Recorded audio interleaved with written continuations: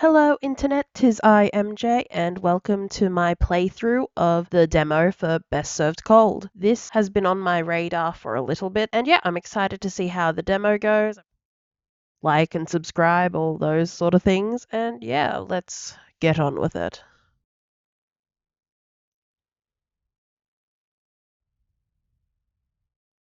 Best Served Cold.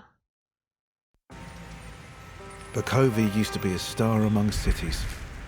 Historic, wealthy, and bustling with new businesses. That star's been dying for a while.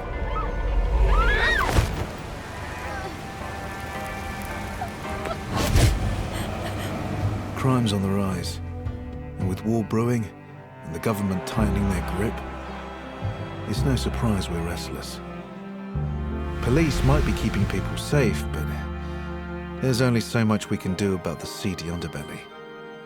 With a prohibition, lawbreakers, criminals, and your everyday civilians are all forced into the same watering holes. Usually, it'd be my job to bust this place. But maybe we can help one another. This place is more useful open. Especially when I have someone a lot more dangerous to catch than a few drunks. Ah, it looks like your first customers are arriving. Let's see if you can loosen their tongues. Okay. I'll be waiting, bartender. Okay. Don't let me down. Yep. Got it. I'm a bartender. I presume you're a policeman of some kind. Okay. I did not expect the narration at the beginning. I thought that was like just narration, but it was sort of cool that it was a character talking to the MC, I guess, main character. Okay, new game.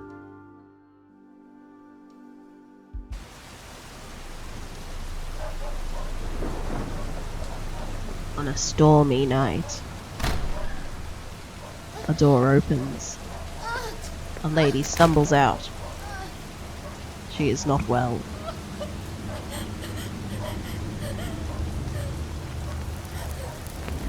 A man with his cigarette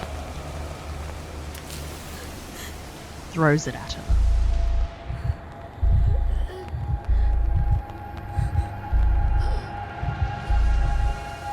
She blacks out.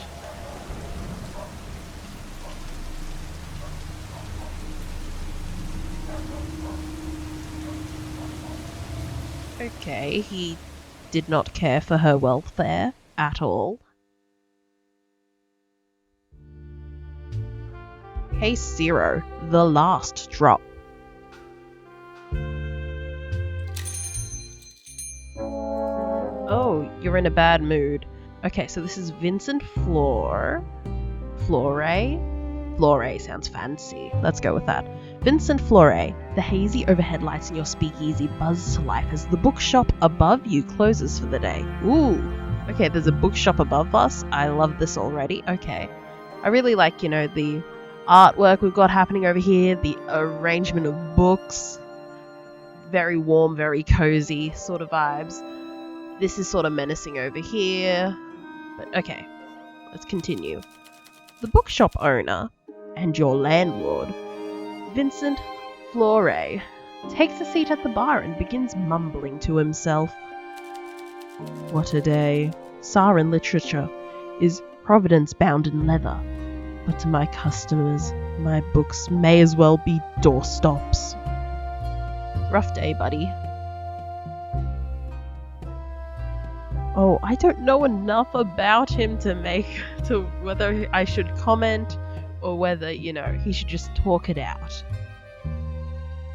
Okay. We have... MC has a relationship with this person. Landlord. Okay. He's coming to vent.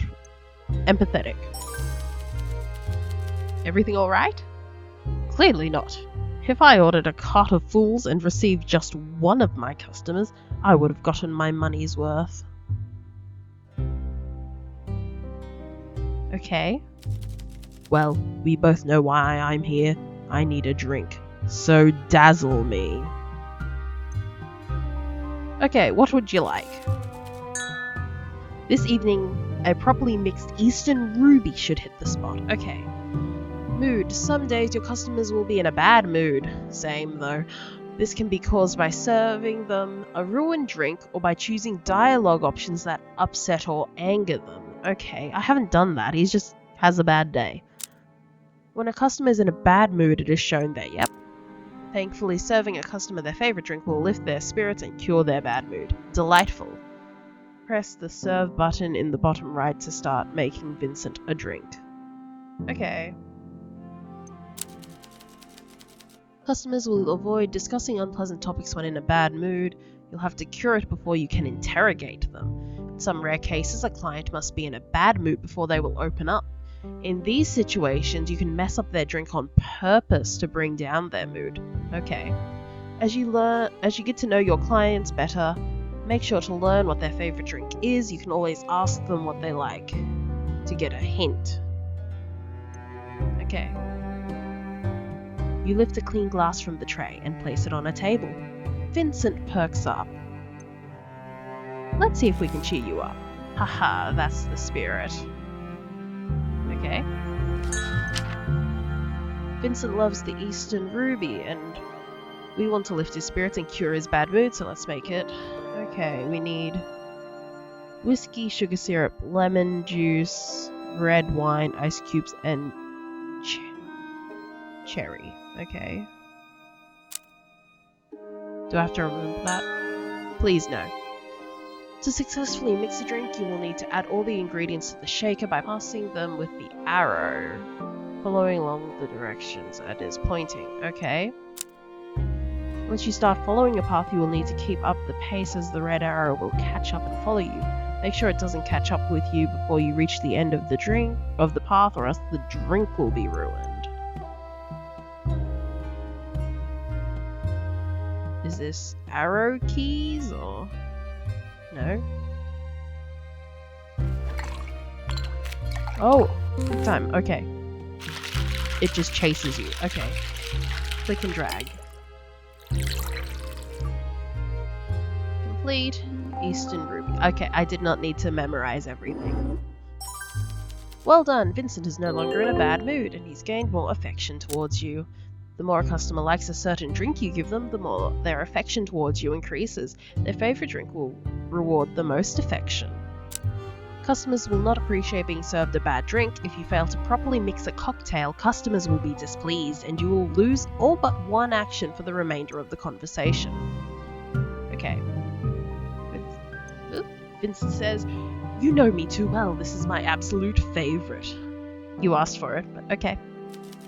When I was looking for a bartender to run this place, I hoped for someone as good as you, but didn't expect it. Especially with your background.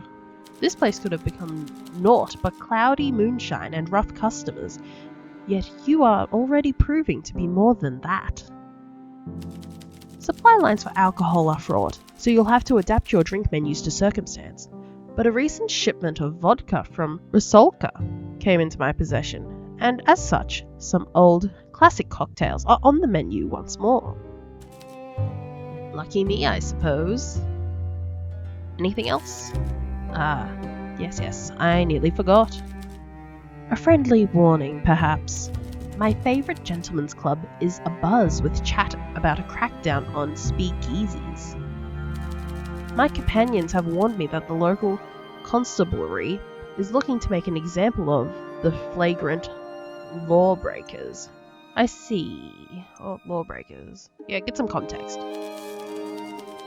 I suppose that's what we are now. We've opened a bar during a prohibition. Even if that prohibition is ridiculous.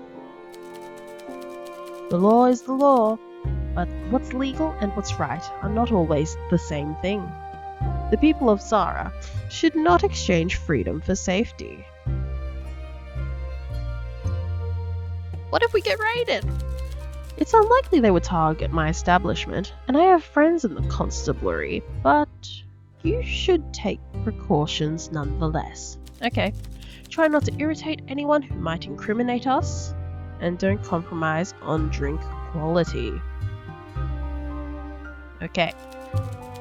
I'd imagine most speakeasies are brought down by dissatisfied customers with loose tongues. I'll be careful. Good. You see, there's a reason I bring all this up. Vincent reaches into his inner coat pocket and pulls out a folded newspaper. He spreads it on the bar top so you can read the heading.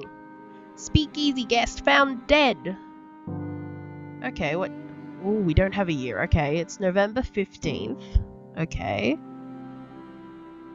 34 pages to this. In the early hours of the morning, the body of a woman was found in an alley. Okay, that's what we saw earlier. Citizens urged not to attend speakeasies. Okay.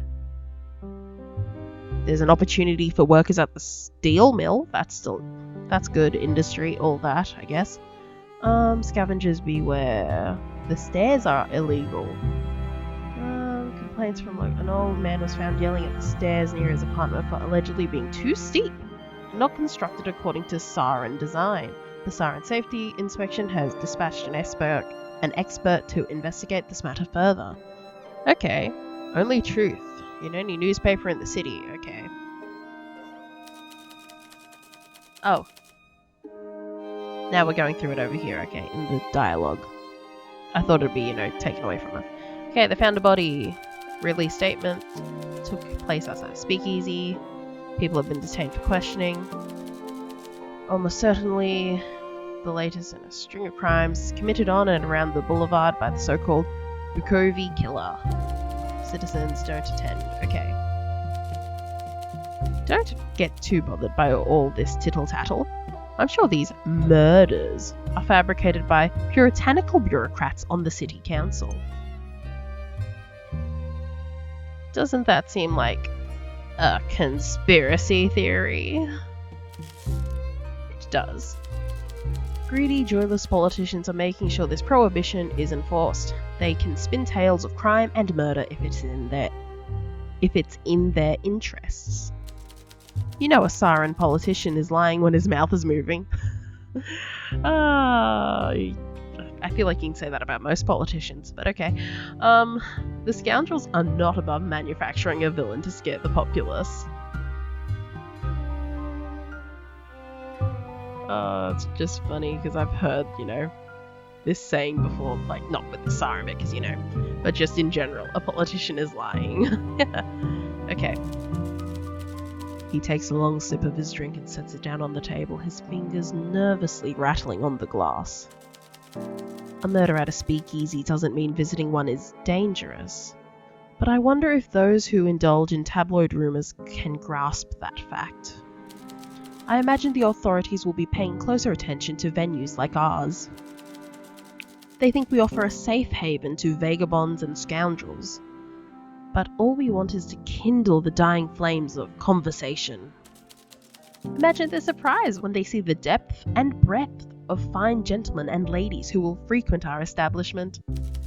But heed my words, friend. Be on your guard. I will. We're on Bukovi Boulevard, so the locals are a mixed bag.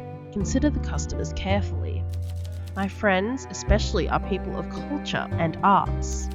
There's no doubt in my mind that some shady customers will show up, but I'd imagine most will be harmless. I'd hope so. Anyway, a mix of high and low society makes for a good blend.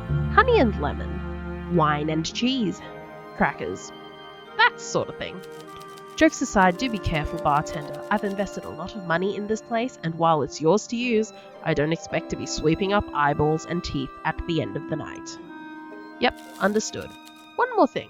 We both know this is your last chance.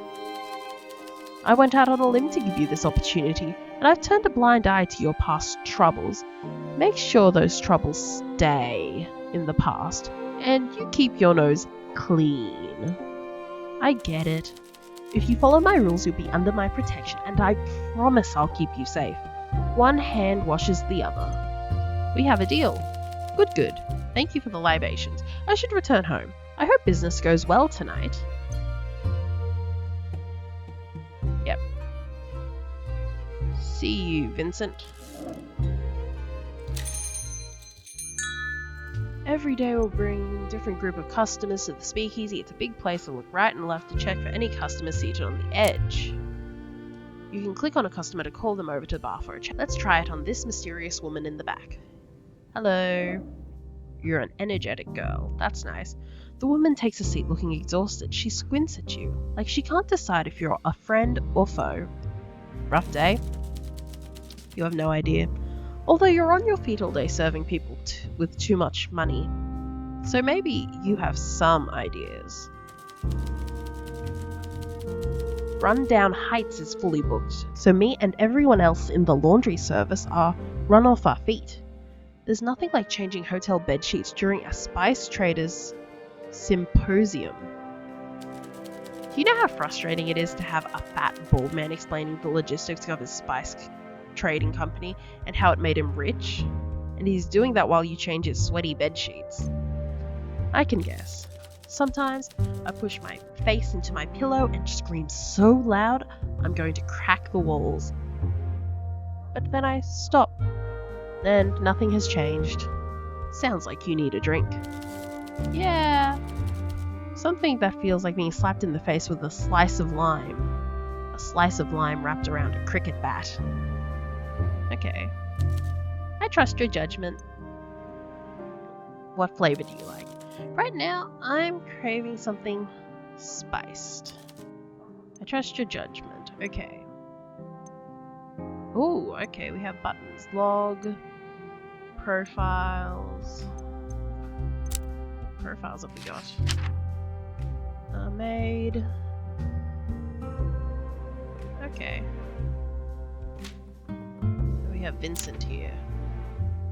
Libraria. Okay. Close that. Make a drink. You lift a clean glass from the tray and place it on the table. One drink coming up. I'm so excited.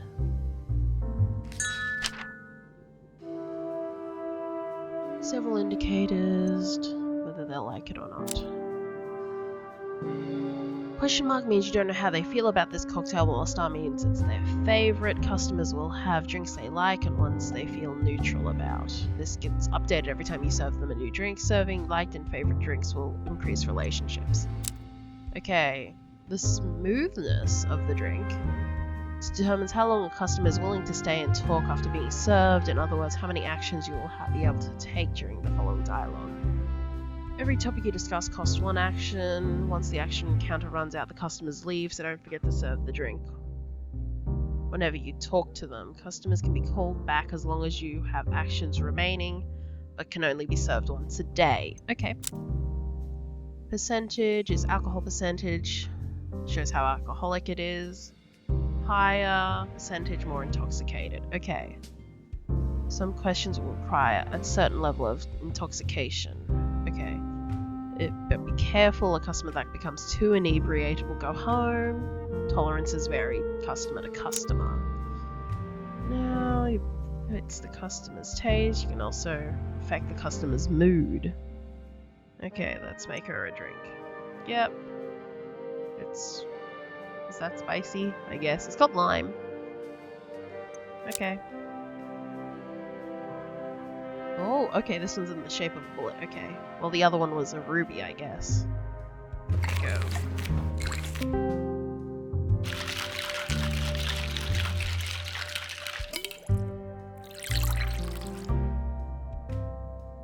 Okay, copper bullet. Perfect mix. Oh damn, this is perfect. Don't let me have too many of these. Okay. After a long shift, my brain is buzzing. I can't just go home with all this fuzz in my head. When the Prohibition closed the bars and clubs, everything else got more expensive. An opera ticket cost a month's rent. And with everything being so busy... Why is it so busy? Well, there's the Spice Merchants Symposium, but there's some big show going on as well. Everyone's wearing their fanciest threads. The women in those sparkly dresses and their heeled shoes. Looks like torture to me. You don't care about clothes? At the hotel, I only see the clothes lying on the floor, stained with peppercorn sauce, coffee, nicotine, and worse. At least the folks going to the shows are clean. I guess I clean up fewer wine stains now, so maybe the prohibition isn't all bad. She downs her drink, wiping her mouth for any spills. Woo! I'll take that as a compliment. This watering hole's new, right? That weird old guy put me onto this place. The nightcap just opened, yes. Well, how old?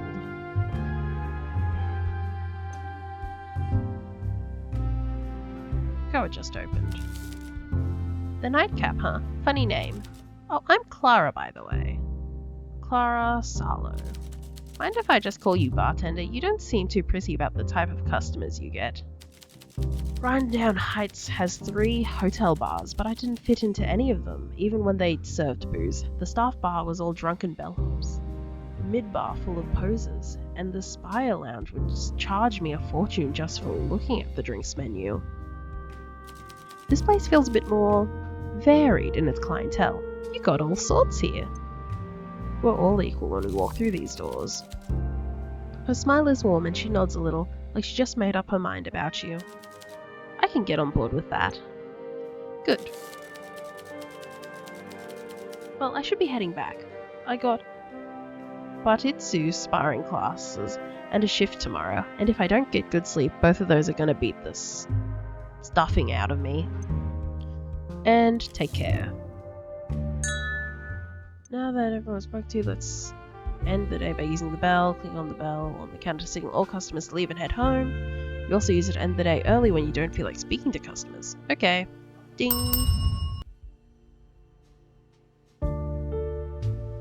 Monday, now it's Tuesday. Awkward gentleman. A new customer takes a seat at the bar. He slowly looks around the room, then at you. He glances back at the entrance a few times, like he expects someone to sneak in after him. The man doesn't hesitate to tap the bar, demanding the attention you're already giving him. What can I get you? How does this place work? Just like a regular bar? No butlers or whatever? I just want a drink. Anything in particular? I don't care. You choose. Okay.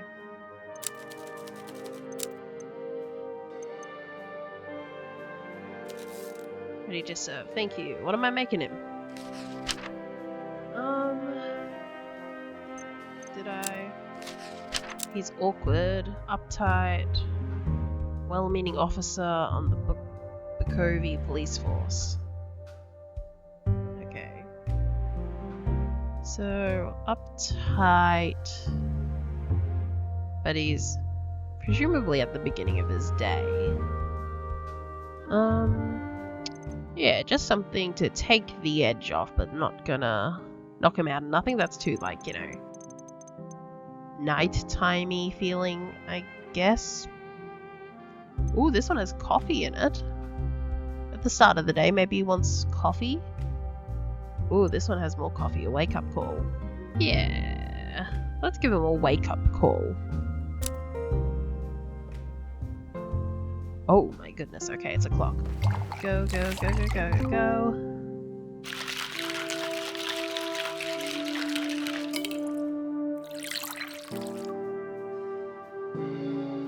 Perfect mix. Ah, perfect. Well, as perfect as a crime can be.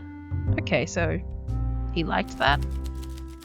You probably have guessed that I'm here for more than a drink. We have business. Business? He sets down today's newspaper, but rather than turning it as Vincent did yesterday, he instead lets the heavy pages land with a thud.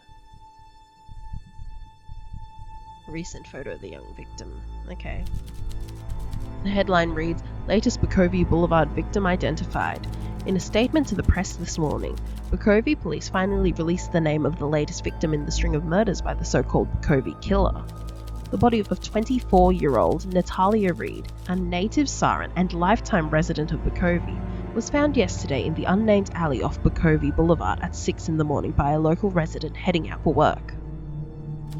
Police have since confirmed that the crime took place outside a speakeasy known as The Last Drop, which the victim, a junior accountant, was known to frequent in her off time to drink and gamble. The illegal business has since been shut down, resulting in several arrests. Police Commissioner Aldea urges the public to be careful and to move forward with any information that may aid the police in their ongoing investigation, as the perpetrator remains at large. Natalia Reed's family have declined to comment. Her employer, Mark Weaver, says only that he assumed she was just late again. Have you encountered anyone acting strangely at this establishment? I mean, besides you? You spring to mind, yeah. Oh, yeah. That is, yeah. Oh well. You can tell you've touched a nerve. He takes a short breath and leans forward. Anyone who isn't me. No, not really. Maybe. I don't think you quite understand what's at stake here. Did you read the news yesterday? Guest found dead. You just served me alcohol that would make this place. I was just making a drink for my new friend. Obstinate, you had a chance to show me how cooperative you can be, and you're letting that chance slip away. Pulls out his badge. His name reads Constable Hugo Mertens. He waits a moment to make sure you understand the gravity of the situation. I'm investigating a series of murders that took place outside established speakeasies. Are you going to shut us down? Speakeasies are, at the moment, one of the only leads I have. I may never say this again, but your business needs to stay open. The killer is using locations like yours, so one of your patrons could be a killer. And you need my help. You'll be helping yourself if your clientele keeps getting murdered. Well, that's not great for business. For a time, your establishment has protection. From me, from the rest of the constabulary, this place is no longer a bar. It's a hunting ground where I can catch a killer, with your help. For your first assignment is to interview these drunkards and find out if any of them frequented that speakeasy where we found Natalia Reed. Do that, and I might just extend your time a bit longer so we can figure out who's behind all of this. I've already annoyed him, I guess. Your drinking here is also illegal, right? But I've already pushed my luck with him, so I'm guessing there's no opt-out.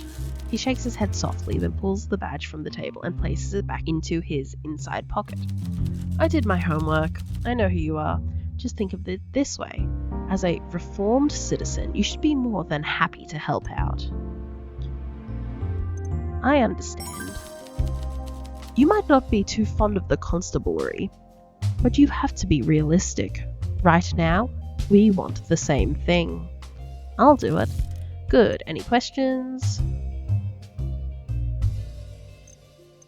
I don't think so. Do I have... last drop. Yep. Okay. Let's move on. You're a part of this now. Whoa, hello. Speaking with customers will provide you with clues about the current case. These clues can be reviewed in the notebook. Okay. You're part of this now. Time is short. I expect something solid from you. Soon. Using the show... As you present a clue from your notebook to the customer you're currently talking to, letting you ask them about more information or confront them with evidence. Presenting clues to customers is crucial to uncovering new evidence to solve your case. Helpful customers may be able to spot lies, providing new information, or provide an alibi. Be careful showing certain people confronting evidence may affect their mood. Okay. This case is the highest priority, and you're on the clock. If we don't have the killer in 2 weeks, this gets kicked upstairs to the Confederated force. And if that happens, my career is in tatters and your bar is finished. Let's make sure that doesn't happen. 2 weeks to prove we are not children playing detective, 2 weeks to save our careers and our reputation, 2 weeks to make our streets safe, and save some lives while we're at it. No pressure though. Okay. Peter Wagner. Peter Wagner enters your bar. You recognize him by the scar on his cheek. It's been a while, and you don't quite know if you're ready to see him again. He takes a seat looking you in the eye. You can't quite tell if he recognizes you. You hope he doesn't. Welcome to the nightcap. Creative location for a speakeasy. The filth are looking for old bars opening up again, not basements owned by bookworms. Make me a real drink so I can forget all the weak cat piss they serve in the stacks. If memory serves, you mix a good cocktail. Though usually a bit sweet for my tastes. Okay. Do I have any information on him? Handsome and debt collector. Okay. Yeah, he already knows. Miss me? Every day. Was crying myself to sleep on a pillow soaked through with tears. You feel the same, I imagine. Sure. He raises his eyebrows and shoves a few coins your way. Let's see how this new job of yours is working out, eh? Any preference? Going all sweet on me now? Well, I like a hint of coffee to go with my drink. Okay. Peter leans low and rests his chin on the bar, the light catching the long scar on his cheek. His eyes twinkle as he looks up at you. Let's see if I can remember what you like. Let's see indeed. Okay. He said he liked coffee, but he doesn't like sugar stuff, so let's just go with a cold winter. Oh, okay, snowflake, let's go.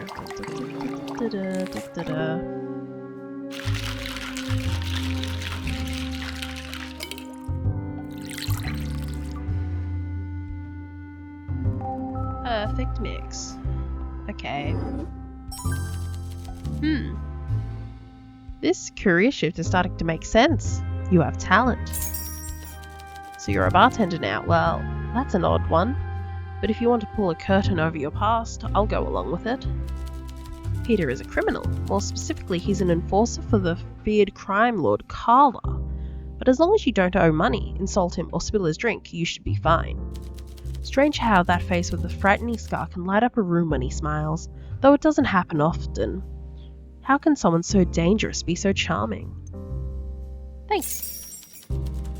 Your rival speakeasies ain't too appealing. I can see why you're getting busier. The other places either turn away anyone without a duchy? Duchy? I don't know. Duchy? Or they hose the blood off the dance floor each night. The last drop was the only one I could appreciate, but it got shut down a few days ago.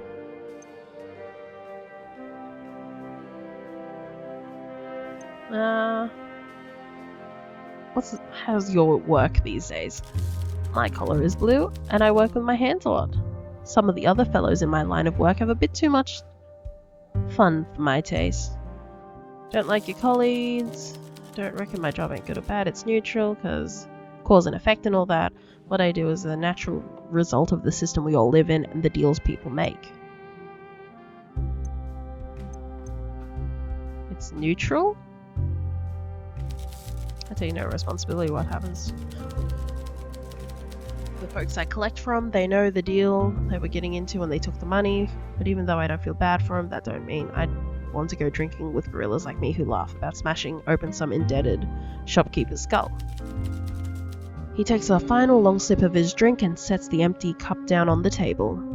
You're not a complete monster. I'm just Peter, and I play my part without prejudice or pleasure. Like I said, cause and effect. And now, if you'll excuse me, this drink has had an effect on me, and I'll take care of that. Sure. Okay, bye.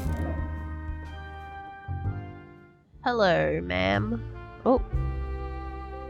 There's also the sad priest. Reverend man. Okay, we'll go with him. Gloomy priest. A miserable-looking man sits down at the bar. A big cloud follows him. Once he has your attention, he peruses the drink stacked behind you. What can I get you? Never understand all these names. Something strong. If I'm doing something wrong, I might as well do it right. Any preferences? Not really, just strong. Okay. What does the goddess want you to order? Quickly, with fewer jokes. Okay. Strong, strong, strong. Well, this is the strongest one. So... this one. Though he might not like how hard it, like the smoothness thing. What's my next one? 5s. 5s aren't that smooth either. Ooh. Could do evening prayer though, he's, you know, a priest. Okay. Oh my goodness, don't get caught.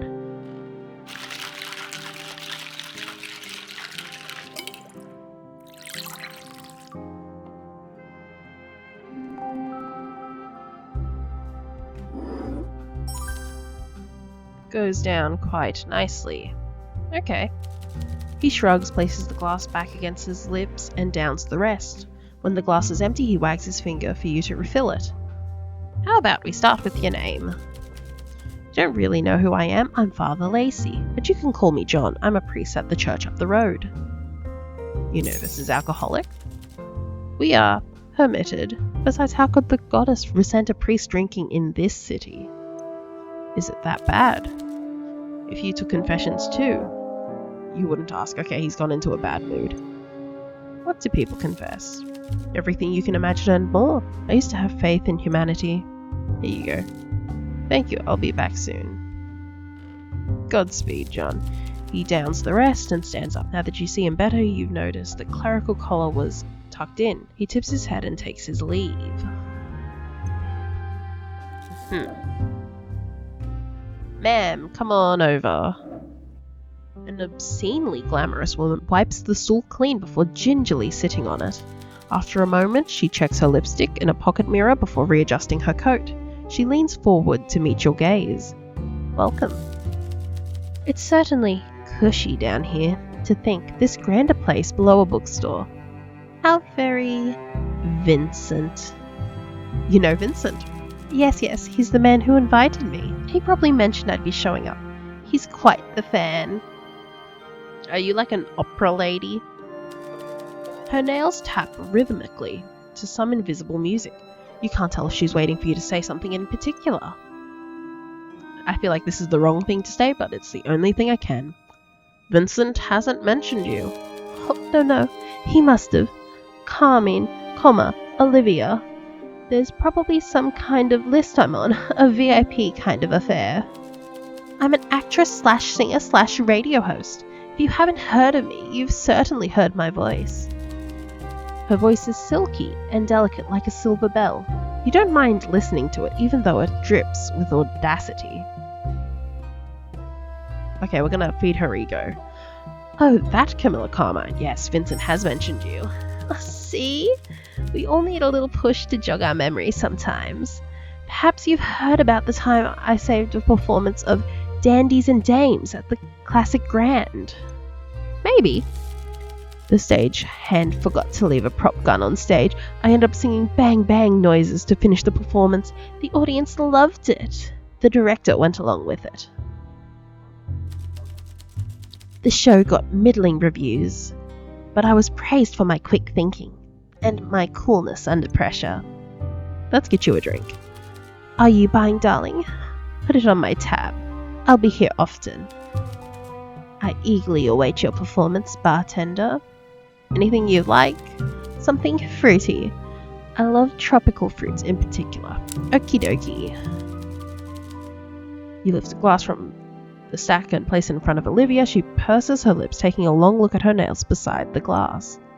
Let's pour you something fabulous. Thank you, darling. My throat's absolutely parched. Okay. Tropical. So maybe Pirate's Joy. That's tropical-y.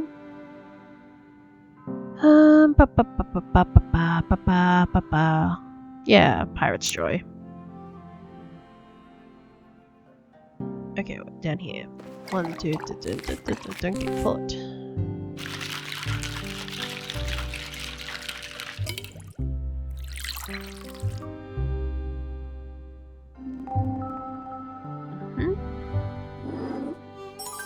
Astonishing. flawless, incredible, divine. Absolutely brilliant use of everything. Inspirational, honestly. What a day. Oh, did I tell you about my radio career? She doesn't wait for an answer. Instead, she leans forward and curls her finger to pull you close. Well, today I spent a majority of my time reading contracts. I'm starting my own show, you see. Something daring, something bold, something that'll knock the socks right off my listeners. I'm calling it Chamomile and Carmine. Classy, right? Absolutely. You're one of the first to hear about it, but, well, I suppose I let my mouth run when I'm a little tipsy, so more we'll find out soon. Picture me and my sultry voice, broadcast nationwide to the people of Sara. Even the poor folks who can't make it to my stage performances. I'm so excited. Congrats. Good things happen to good people, you know. Sure. Olivia swallows the last bit of her drink and takes a long sip. She wipes her mouth with a tissue before setting the empty glass down beside your hand. Thank you for the drink. I will be back, though hopefully soon you won't have to wait too long to hear my voice. Kisses. With a slight stumble, she pushes herself up, winks at you, and takes her leave. Okay. That's... Oh, okay, I can move with this. Cool. Well, that seems to be the end today. Anything in my notebook? No clues. She's got a show coming up. Okay. Ding ding. Code rack ends the day. At the end of each day, you return to your home office, where you can review your clues on the clue board and try to make new deductions. Excuse me. I can't see through this. Thoughts and clues, spotting contradiction, say, combine two clues by connecting pins and thread. Simply drag them over clues and the board can be arranged however you wish. Okay. Go ahead, drag them over. Last drop, and... At any point you can remove a clue from the clue board by dragging it and dropping it back into the clue list, should you feel a piece of information is no longer important. Seems to be related, don't they? Try to link them together. Click one of the pins, then drag it to the other side. Ooh, Peter's Street Smarts. New clue. Okay. I can't read this. This is a problem for me.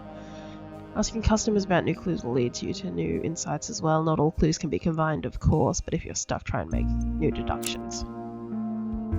To end the day, click this. Or can I click that? Okay. Peter frequented the last drop, the speakeasy where Natalia Reed's murder took place. Before it shut down, he should be able to tell me who else went there to drink, if any of them visited the nightcap. Okay. Click the coat rack. Okay. Yep, next day. It's Wednesday. Oh, a group of people. Oh, Peter, you're back. Well, look who's still open in a world of dwindling light. You've become a beacon in the night. I don't plan on closing anytime soon. Oh! Now press the show clue button to open up the notebook and present him with a combined clue. Use Peter Street Smarts to get more information. Okay. The story about the broad that got iced at a speakeasy, what about it? What do you think happened?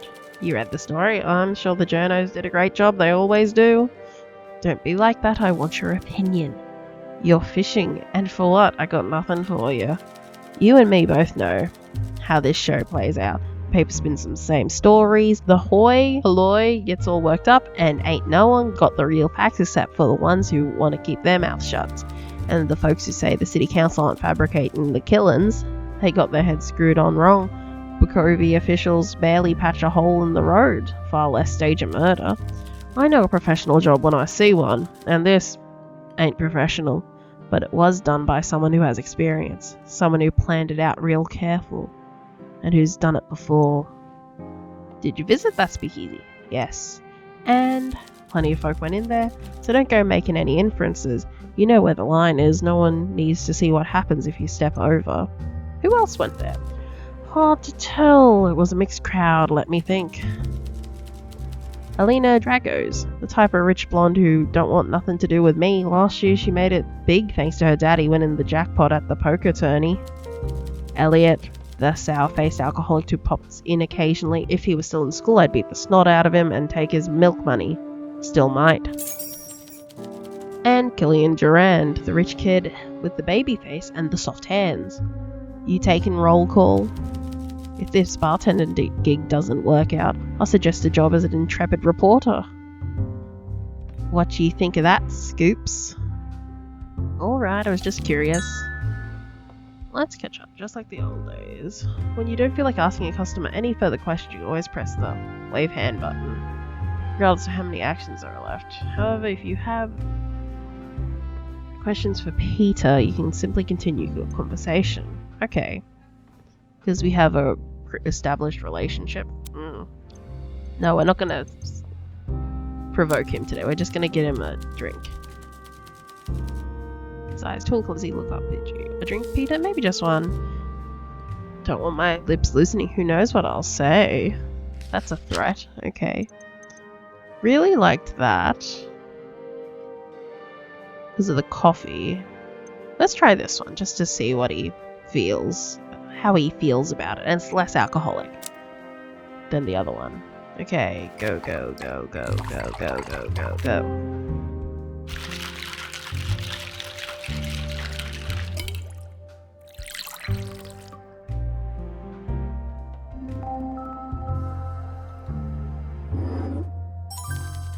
I'm not usually a fan of surprises in my drinks, but this is good. Let's catch up. Oh, okay, I can still ask him things. Okay. He doesn't know anything. I'll go that one. Let's both assume I'm not in the mood for this conversation right now. When your words are as sweet as the spoons. Okay. So I need more hearts with him. What sort of drinks do you like? Proper drink, something pure like vodka. Okay, anything else? Coffee helps, keeps me sharp in the wee hours. You work late? You know I do. Nothing good happens in the morning, so best sleep through it. I get a lot more done while everyone else is asleep and out of my way. Despite the name, a cold winter usually keeps me warm during those long nights. I remember. Okay, how's work? Good, although I'm real careful about who I talk to these days. Trust is hard earned. You feel the same? Sure. Sure. I'll be straight with you and when the time is right, but we ain't as close as we used to be. Let's take things slow. I do. Let's catch up, okay. I don't think there's anything I could try. I feel like he's not going to go anywhere, but okay. Shame about her accident. Her murder. Murder then. I saw her here and there and I reckon it's real odd that she got iced. Why odd? She just didn't seem like the victim type, you know? Yeah, you elaborate, or victim type? Really? Yeah, really. He tilts his head for a moment and you see his eyebrows shift, giving you a knowing look. She was confrontational, fearless. Most people are intimidated by me, but she brushed me off. She brushed off my employer a few times too. Usually the ones that end up victims are the ones who don't fight back. Even drunk, she'd probably put up a good fight. Really? I reckon so, killed from behind, right? Whoever struck her probably thought they couldn't take her in a fight. The police or whoever is holding your list should be looking at cowards. Okay, so he feels like he knows. That's what you should be investigating. Who says I'm investigating? You're asking a lot of questions. People with our background know better. No one's ever got iced for asking too many questions. You're right. Hey, if you got someone pulling your chain, I get it. Someone's holding something over you, I guess. Maybe. Don't be coy. We go way back, so I get it. Right. Well, I might go home, but I can't stay here. Make sure you don't get any mischief while I'm gone. That's my job. Sure. Oh, there are so many people now. Okay. They seem, busy with themselves, so I'll go for the loner. Come here. Oh, you're in a bad mood. Too sad. Moody man sits down, he takes a breath and hunches over the bar, avoiding eye contact. Long day? Every day is the same. Can I get a cocktail? Sure. As your hand moves to grip a glass, he holds his palms up, stopping you. Wait. Please make sure it's a clean glass. Oh, all our glasses are clean. I'm sure, but I've had some bad experiences. Smudges and stuff. One glass, no smudges. Good. I'll have a cocktail. I am waiting. Any preferences? Nothing fruity. Doesn't like seeds or pith. Something minty. Okay. The man inspects it and gives a reassuring nod. Coming right up. Hope it's good. Minty, minty, minty. Well, that's minty. We'll try that. Okay, mint punch.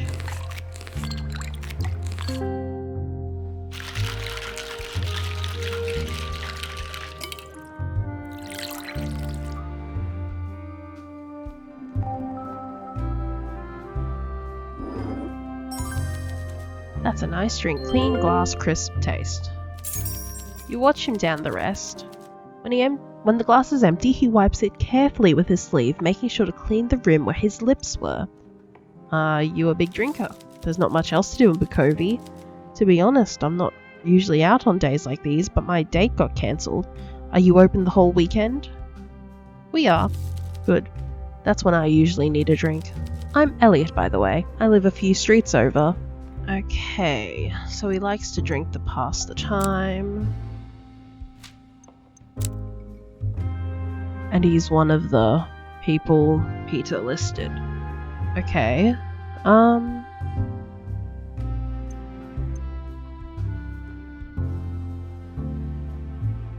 Stay quiet. Oh, maybe another. Can I get you another drink? He likes to drink. Okay. No, I should head home. Thanks for the drink. I'll be back soon. Okay. Probably wasn't going to do much anyway. Okay. Let's go with you.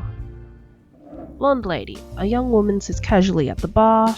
Before she says a word, she looks at the list of drinks on the wall behind you, a tad confused. Evening. Hello. What can I get you? I don't know what I'm feeling today. I want something strong, but I'm also craving something sweet. What can you do? I can try and help you make up your mind. Ha, that'd probably help. Okay, let's roll the dice. Surprise me. Strong and sweet. Okay.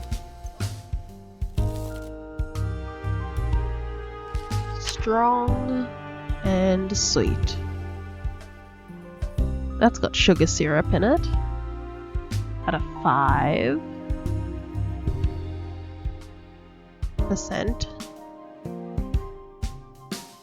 Yeah. Because otherwise they're a little bit less, so let's go with that.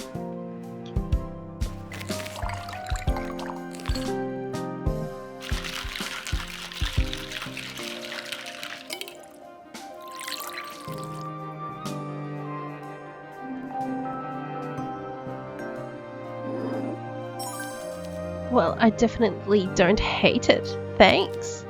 Have you been open long? Not particularly. I thought this place seemed new. Below a bookshop too. I used to come here to buy books when I was a kid, whenever my father gave me pocket money. Either way, consider me sold, I guess. How'd you afford somewhere on the boulevard? I don't own the place.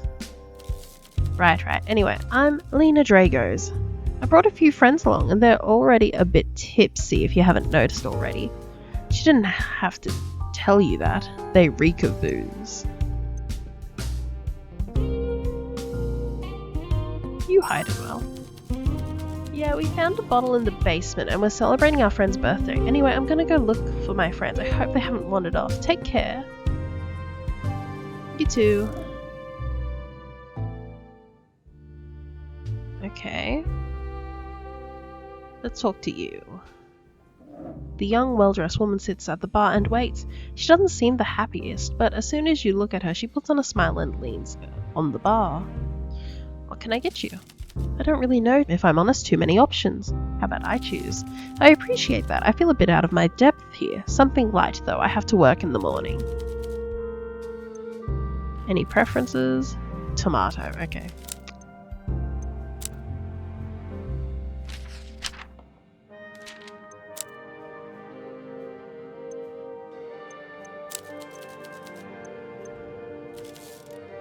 Okay, tomato and not that strong. There's tomato. So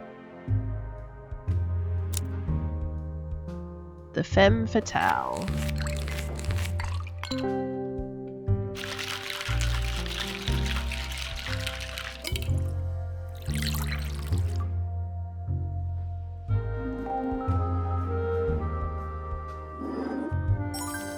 That's lovely, thank you.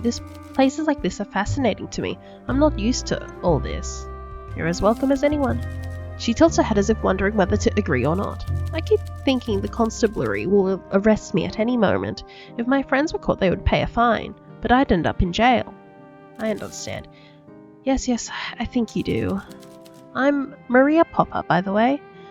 I'm here with my friend Alina. Speaking of, I should probably get back there. I wouldn't want to miss another story from Wendy about how her butler is getting fat and her swimming pool is too big. So Wendy's probably the other girl. And I can't show her any clues or anything. Good luck. She makes her way to the table. Okay. Let's speak to the guy. Before he even sits down, you can tell this young man has an attitude. He frowns at the bar, his seat, the drink selection, than you. You wish you weren't so good at handling men like him. You've had more experience than you wished for. He looks your way when he sits down. You don't immediately give him attention. He taps the table twice. What can I get you? Surprise me. Give me a hint. Well, I'm a big fan of rum, I think. You think? You watch him try to get comfortable in his seat. He looks over his shoulder at the three girls he came in with, then regards you with an urgent look in his eye. You're the bartender, so tend bar and serve me something. I don't drink too much, and my parents are into wines, not cocktails. I can handle that, thanks. Alright, pour away. Any preferences? Sweet touch, like rum, okay.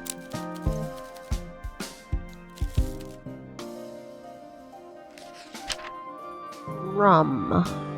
White rum, Pirate's Joy. Said something sweet. Or mint. We'll go with the not so heavy one. So he can have as many little mocktails as he cocktails as he wants. Okay.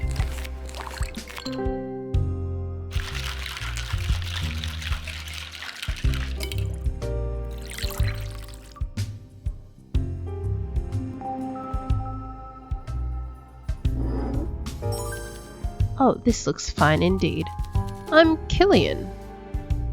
You might have met my parents at some point. The Durans. I might have. You might have met a doctor with that surname, though it's fuzzy. Fine people, though I suppose as private doctors, perhaps a bit out of your price range for healthcare. With that he pays, turns around and goes back to sit at the table. Okay.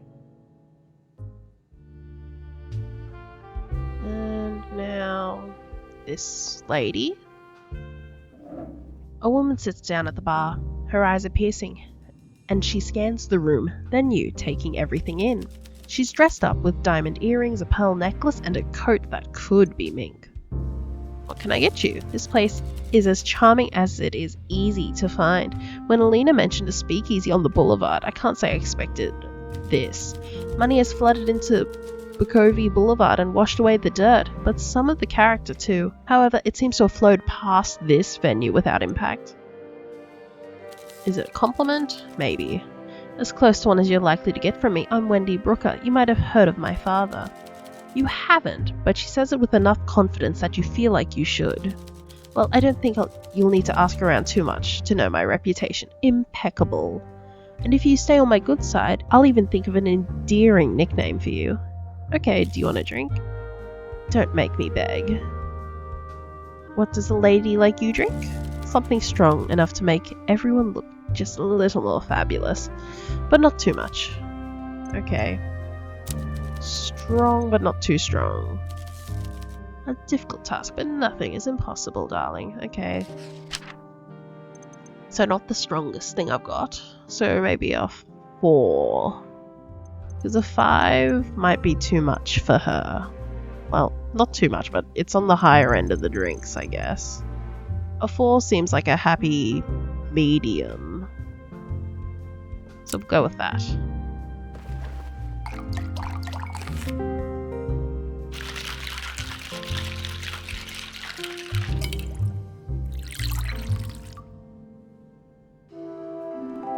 Wake up call. A twist, not bad, but too many of these and I'll get bored. I'll take this back to my table now, darling. Okay, have fun. Can I talk to them again?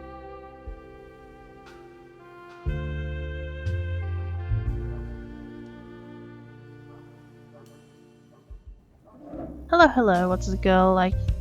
What does a girl need to do to get a drink around here? Evening. Let's catch up on all the gossip. Okay, I can call you back to talk to you. Well, good job. What do you do for work? Nothing. Guess you don't need to. Exactly, my family's fallen into wealth through sheer luck, and I won't let us fall out again. I have plans to keep us where we need to be. My dad might end up losing his fortune again, but I'll be glad to take him in when that time comes. Did you ever work? Sure, and for a man who... It doesn't matter. That's all in the past. Okay. How are you finding your time here? Let's ease into things, I guess. Pleasant crowd mostly. There's a few people here I'm not on great terms with, but it's a bar, so that's to be expected. Ooh. I'd rather not get into it, honestly. Okay, I don't want to push her when my friendship's so low. Okay.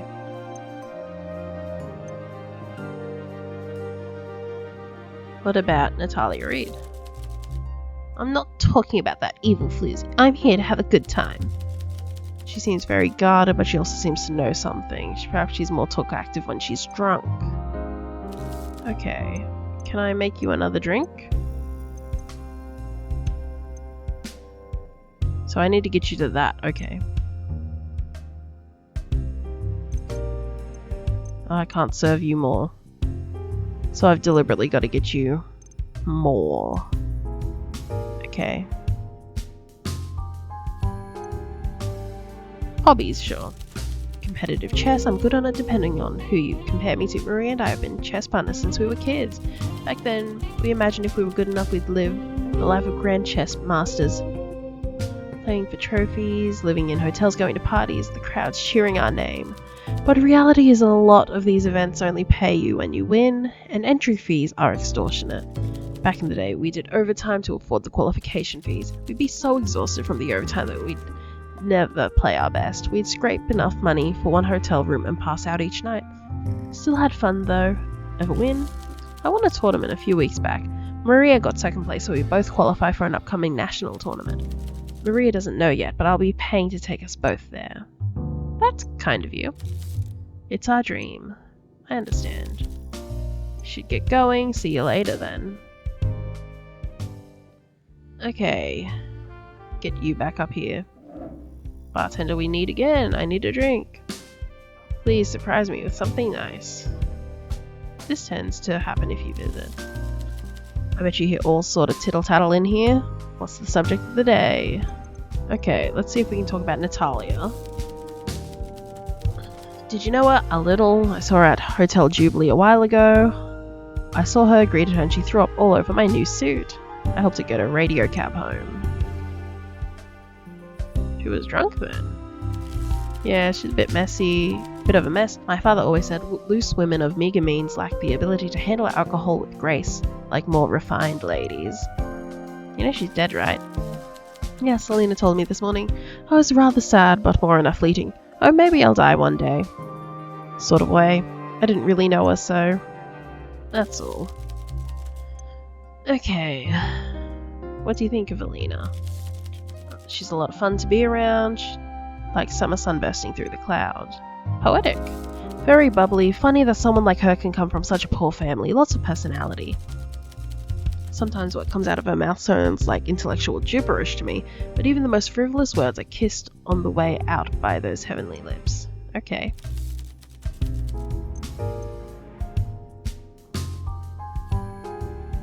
Why do you drink? You don't like it. Oh, I can present you with clues. Okay. Why are you drinking? You don't like it? Something to do? Nights are boring without parties, that's it really. He's hiding something, serving him enough alcohol, make him talk. Mate, should I present him with a clue or not? I'm not really at a friendship level with him, so I'm gonna wave him bye-bye, I think.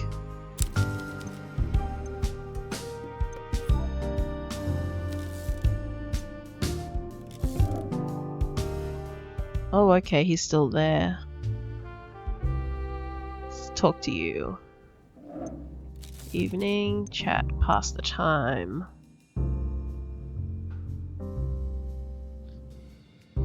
Tell me about yourself. People pleaser, is that okay? I work at Old Taylor's in the Stacks. The other girls, that seems good, talk about drinking and dancing, but I keep my head down. They think I'm dull. But I knew that place would catch fire one day. There was a fire. The building is a death trap. We don't know who blew the fuse box. In a house of matches, it can't be hard to find the first spark, you know. Can be, or whatever. If it didn't burn down completely, Alina and I can't just play chess in the basement anymore. You play chess? I knew that. Blah, blah, blah. Patterns. Alina is good, but can beat her. There's fire in me competition. Even without candy, victory is still sweet. You're a grandmaster? Not quite. One final, one tournaments. Alina beats you. In the heat of competition, she lights up and I burn out. She just wants it more. Her secret is, I'll never forget what she said, never dim your star to make others shine brighter. Any other hobbies? Cooking. Make great sour ale, but this is starting to feel like a job interview instead of a drink order. Fair point. So, what's it done? It's just gone. Ah, yes. Tournaments.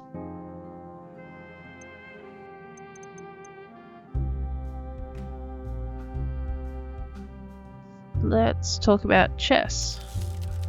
Been to parties since you were 8, met at chess club in school. That's a long friendship. I know her better than myself at this point. Chess is about getting into your opponent's head. I like it inside hers. Does that sound strange? A little. Yes, we can be very competitive, but we share the same dream to get a little better every day. And to beat all those stuffy, bearded old men at the chess council together. We know each other so well now, I'm not sure our practice is helping us get to the next level. But we just enjoy spending the time together. You dream of beating Bukovi's top grandmaster, getting close. Okay, so happy, intense,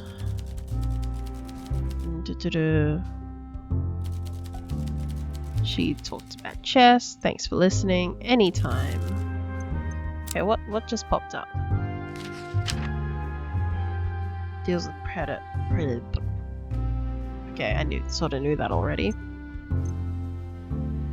Did you know Natalia? The accountant? I don't think I met her. I'm sure I didn't. Hear about her death. Saw it in the headlines, like the start of a macabre murder mystery, but without the cheery ending. Probably. Police will catch whoever did with it.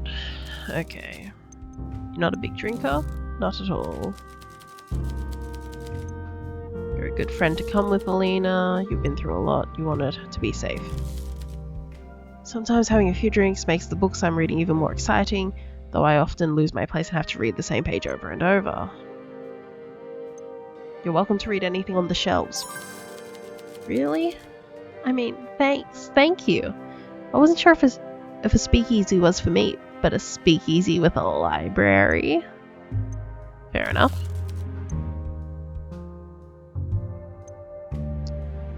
I don't know, I'll just... Femme fatale is nice, spice slows you down, so you...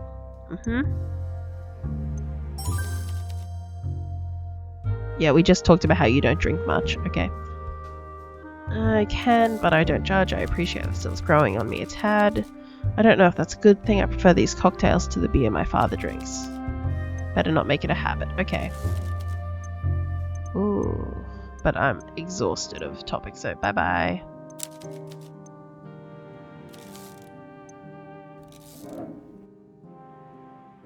Have you got anything left to say to me? We meet again. Evening. What do I want to know? You're a little tipsy. How do you know everyone? Cordial with Alina and Maria, and you know Killian. We met a while ago at a tango class, in pre-prohibition times. They're not hideously dull or anything. They're just slow to trust and reluctant to say anything genuine. Open book.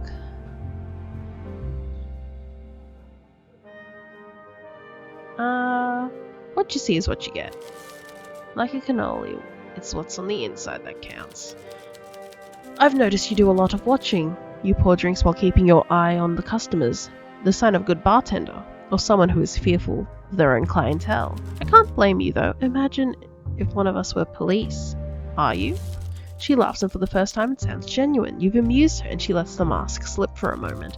You've known plenty like her and learned to never let your guard down around them. No, I wish there was something as exciting as a police informant among us, but alas, we are as we seem. Well, other than Maria, she's not rich at all, dirt poor in fact. But you can tell if you look closely. You can tell. She purses her lips briefly, a smile flashing across her face. Not the friendliest thing to say. Friendly? What an odd concept. Alina pays for everything. Maria is a puppy in her purse. But we all do what we must. In her position, maybe I'd do the same. Poor girl's head must be spinning evenings in the casino, speakeasies and clubs with Alina, then back to her threadbare bed sheets each night in the stacks.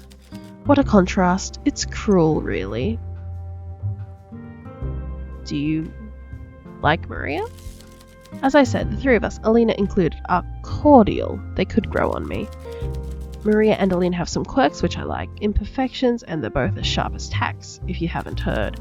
Maria hides it under a shy facade, while Alina hides it under layers of, boldness.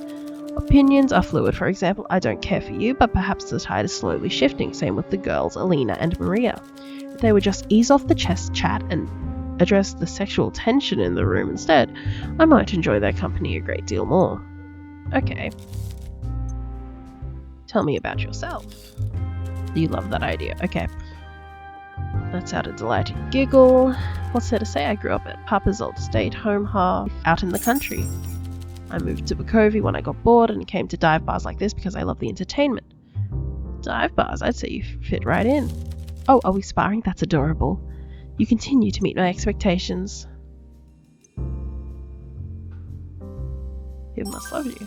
Come, darling, I'm being exceedingly gentle. Let's get to know each other better. Or worse, if you'd prefer. I'll start. I was born, I moved here, and now I'm sat at this cramped little stool talking to someone who has a very colourful background. How do you know? I know a lot, darling, and most of what I know I keep to myself. This has been delightful. I mean that. It's refreshing to have a repartee with someone who can keep up. Chin chin. Sure.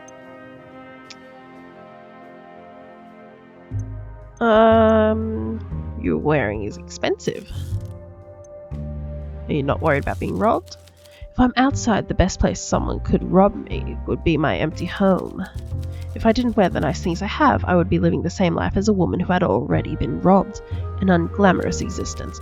Earrings are meant for ears, and jewels don't sparkle when kept in a box.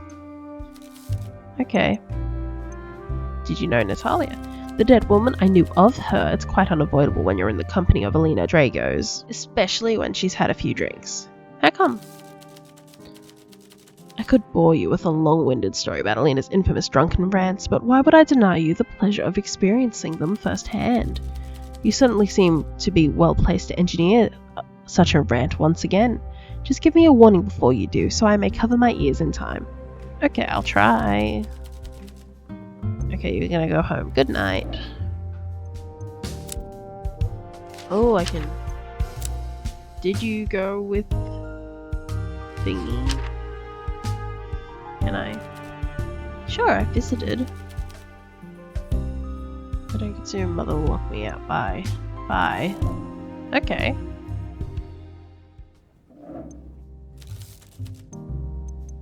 And there's nothing.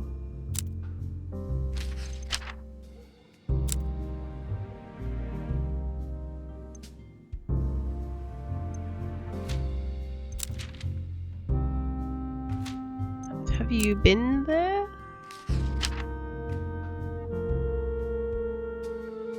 Can I ask you about it in general? No? I'll just say bye-bye. Yep. Okay, ding ding, end of bar time, yep.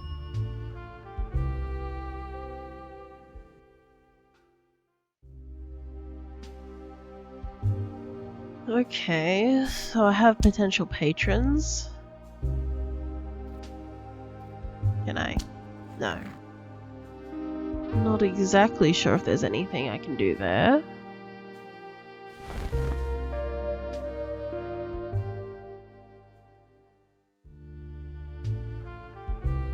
It's Thursday now. Ooh, bell. Constable Hugo Mertens marches down the steps of the bar, his hands deep in his pocket as he inspects the other guests with confusion. After a moment he makes his way over to you, pulls over a chair, and sits slightly too close. Constable? Barkeep, seems like business is booming. I never thought that a life of crime would be so this social for you. This is my job. These patrons could pass for respectable. Maybe they are. They're good people, mostly. Yes, well, I just wanted to check how much you know about these supposed good people. Someone on the street knew her. Use that knowledge to your benefit. If you have anything worth sharing with me, I'll be staying here for a while. Open the notebook to present him with a new clue. Using clues on a detective like Hugo will never consume action, so make sure you show him anything that might be useful. Okay. Select potential patrons. So, Alino Dragos, Killian Duran, and Elliot Lynn all frequented the last drop around the time before Natalia Reid was murdered. And so you say you got this information from Peter Wagner? Mr. Wagner is well known around multiple police stations throughout Bukovi, and the only reason he knew all this was because he was present at the same time as well. So let's add him to our list of suspects, shall we? What happens now?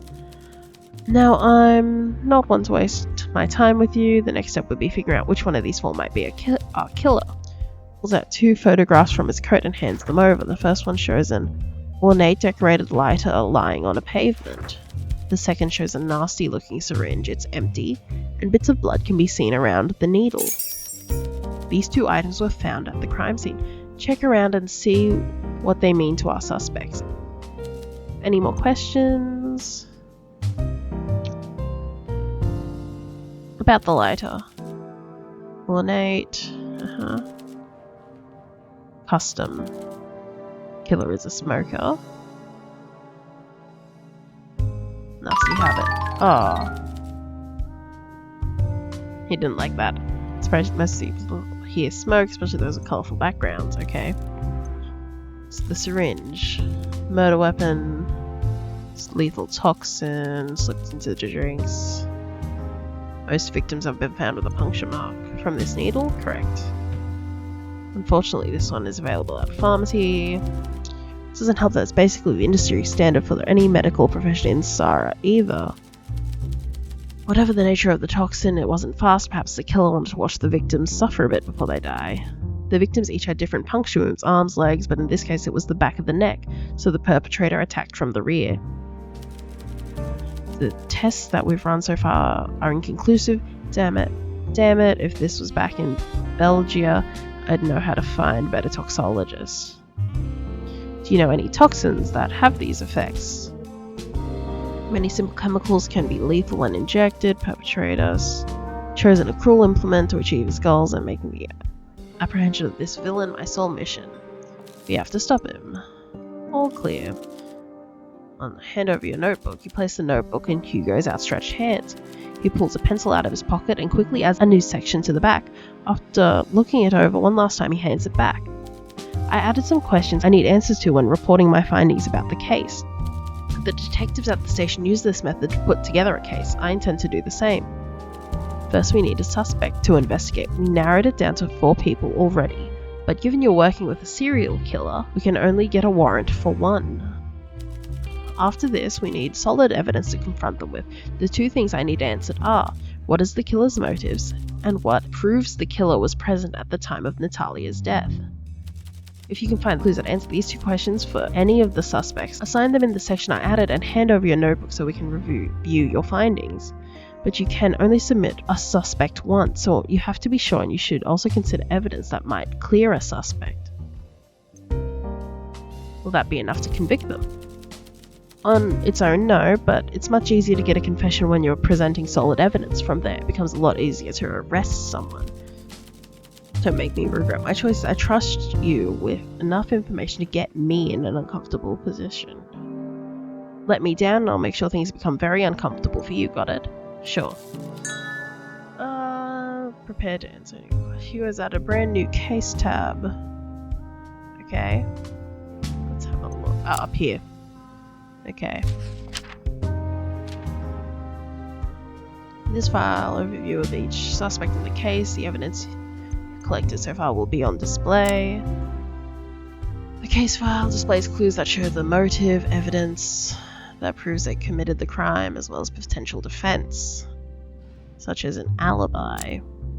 Once you're confident you know who the culprit is, you can press the Submit Case button at the bottom of the page. Doing so will summon Hugo, who will review the details of the case and look at the crucial evidence you've collected with a critical eye. Press the X. Okay. Ready? If you're already in conversation like you are now, you can also press the Submit Your Case.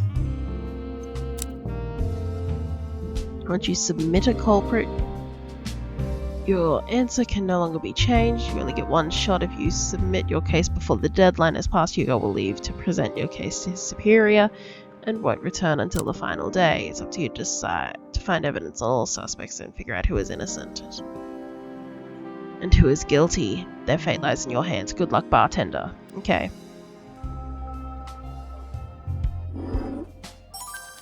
Not bad, not that bad. Very pleasant.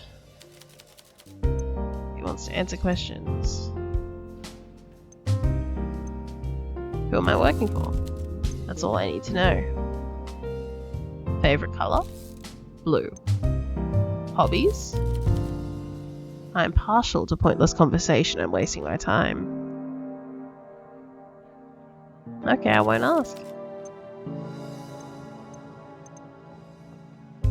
Do you know Peter? Has a sordid history with Bakovy police. Count on him being on the wrong side of the law. Working off the assumption that Peter moonlights as a henchman for a bigger fish, maybe even the Burger Boys gang under Carla, makes me wonder whether a boss like Carla could have something to do with all of this. But she's white collar, and more interested in larceny and laundering than murder. Okay. Why are you doing it? Because those idiots so busy chasing promotions they forgot to actually look for criminals.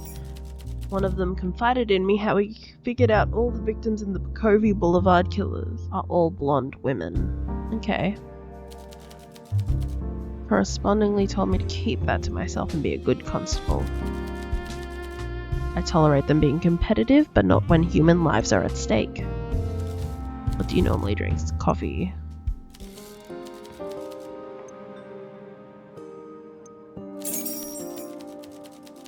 Let's not get too chummy. I like anything with coffee because we drink it a lot in Belgium. It reminds me of home. Cool. Bye bye.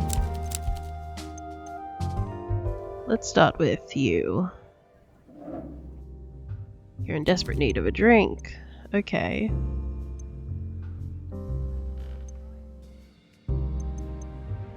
What would you like? Ginger ale. I'd only ever drink copper bullets. Is that weird? It's not weird. Glad you think so. Okay. Let's get you a drink.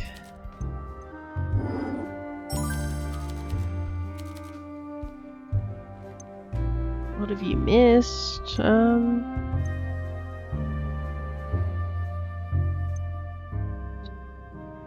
Did you know Natalia? You saw her a few times before the murder. She was in the spy lounge in the hotel a lot. Same as Elliot, Olivia, and even Alina once or twice. Did she mix with anyone else? I saw her and Olivia order together at the bar. That struck me because Olivia is kinda a big deal. even amongst that lot, and everyone forms a crowd around her. I saw her hanging out with Elliot once or twice too, usually away from the bar, over at the Vantage booths. Interesting. Yeah, now that I think about it, Alina brought Killian along too. I remember that pretty well because he asked me out. I mean, I don't wear a badge or anything, but do I look like I'm out here trying to date men? No, I get it, okay. Father Lacey, oh. Please share something happy with me. I need to talk to someone who is not confessing mortal sins. Okay. Drink. Too difficult. Surely something speaks to you. He takes a deep breath and eyes the shelves like he is poisoned and they hold the antidote. You hold the rim of a glass like you're ready to serve. He taps his finger along the bright wood of the bar top and clicks his tongue once. It would probably be the night count that you serve here. It has a bitter aftertaste that resonates with me. Any reason? Much of life is bitter. Might as well embrace it. Mix the bitterness in with other ingredients of which make it palatable. Sure. Okay, let's make you a drink then. Need a drink? Father. Makes me think of my vows, but priests are taught that it is worse to abominate wine than to imbibe it. So I will choose the lesser sin. Okay. Night count, let's go.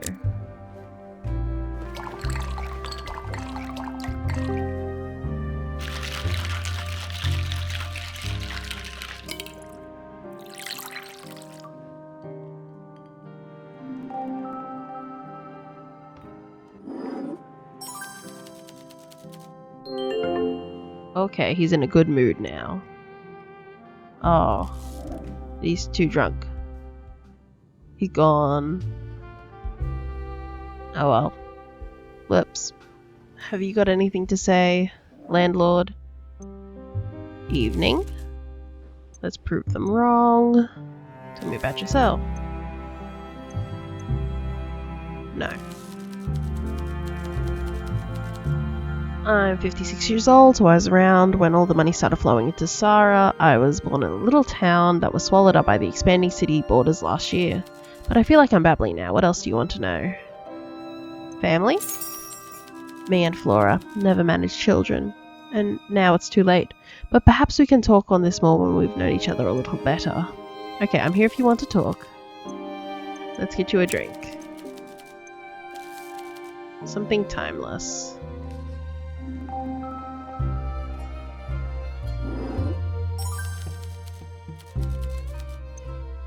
Okay, what do you think of Killian? The boy in the man costume.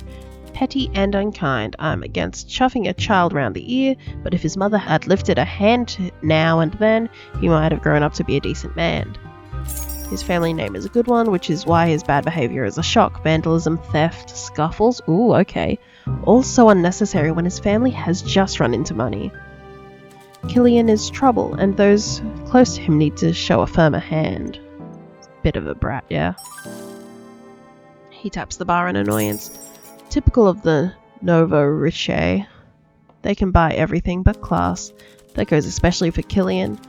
Anything he doesn't obtain through money he will attempt to obtain using less savoury means. The boy doesn't understand the concept of the word no. Okay.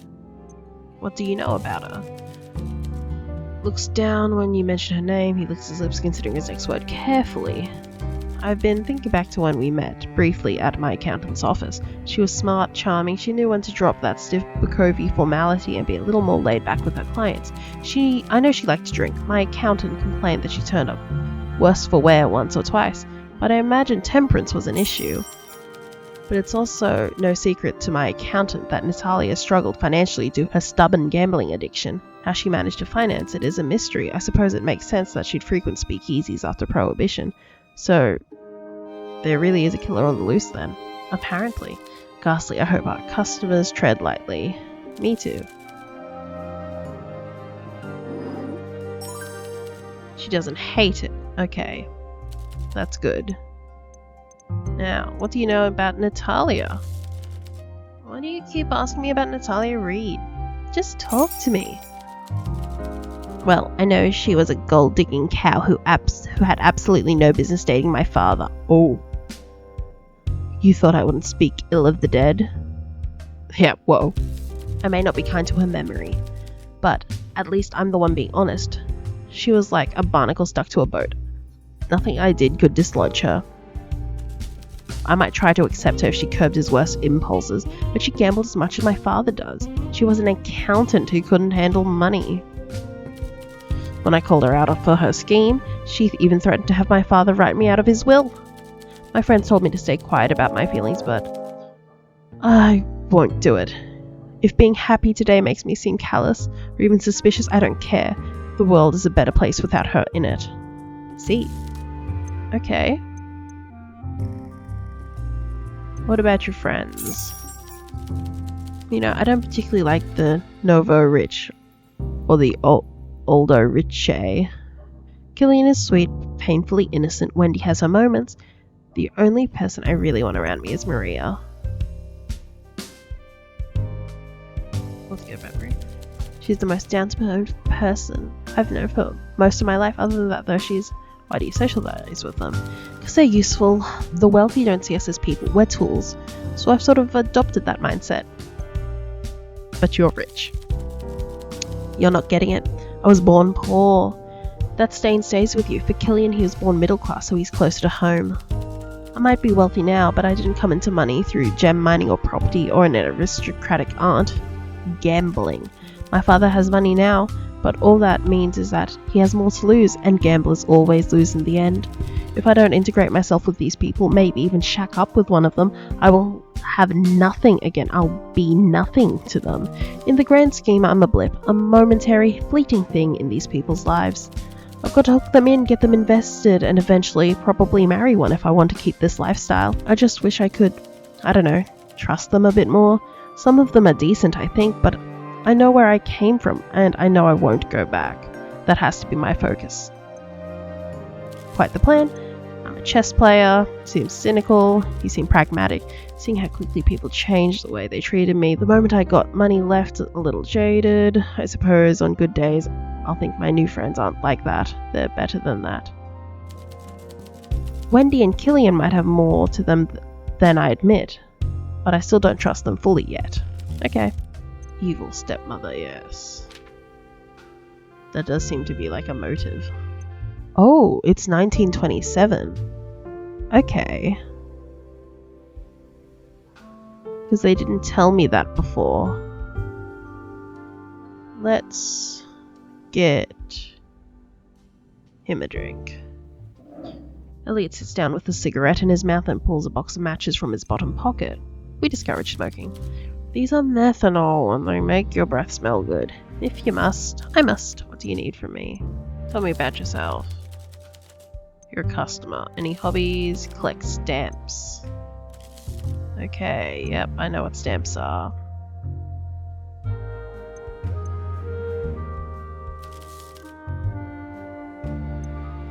Such as society, okay. Do you do those things? Okay. Let's get you that drink.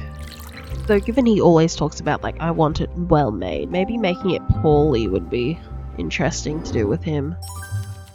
Not bad. Okay. Did you see what happened to Natalia? Don't know who that is. Bukovia is a big city. Why would I even remember her? She worked nearby. Everyone is nearby. Thanks. Yeah, ask him. Who she was. Ellie's brows furrowed, and though he is clearly perturbed, you have difficulty reading his emotions. You can stop lying now. What makes you sure I'm lying? Someone saw you with her at the hotel. He pauses for so long you're not sure he heard you. Squinting, he examines the empty glass like it holds the secrets of the universe. Well? Right. Yes, Natalia. I knew her, but again, barely. We met once or twice while we were drinking. I imitated I might find her attractive to a degree. She made it very clear to everyone that my feelings were not reciprocated. Why'd you lie? Because it was embarrassing? You're a bartender. I'm done. Okay. So what was that?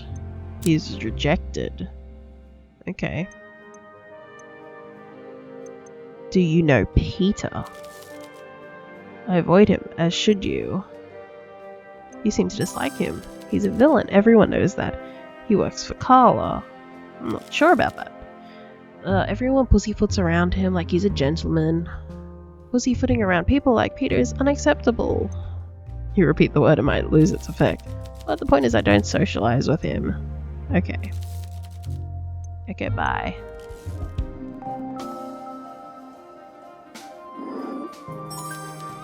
You get used to it. Okay. You wrinkle your nose every time you take a sip. Ha, you're right, I don't enjoy this. The drinks are well enough made, but I simply can't become accustomed to the taste. I must persevere.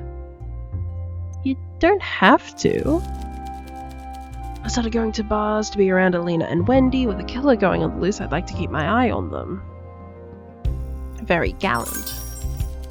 I've had my eye on Alina for a bit. We've gone on a few dates. I think she likes me, but she has a guard dog. Maria's hackles are up, and she has fangs. In fact, I was thinking of paying Maria to attend a distant chess tournament just to have more time with Alina alone. Perhaps take her to Mary Auberger for a steak roulade. Mind keeping that to yourself? Sure. Pursuit of object of my affection, constant bruise is worrying my mum a great deal. I usually wouldn't listen to her, but she holds a great sway over my disposable income.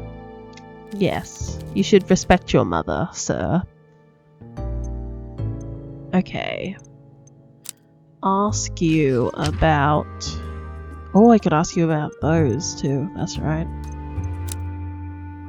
Not yet. Ask you about the lighter. I'm not sure what this has to do with me. Are you a smoker? He looks uncomfortable, as if recalling an unpleasant memory. He looks you up and down. Absolutely not. The son of a doctor knows better than to engage in such unhealthy habits. Despite his words, Killian twitches nervously. Smart man. Okay, I need to get him to a higher friendship point.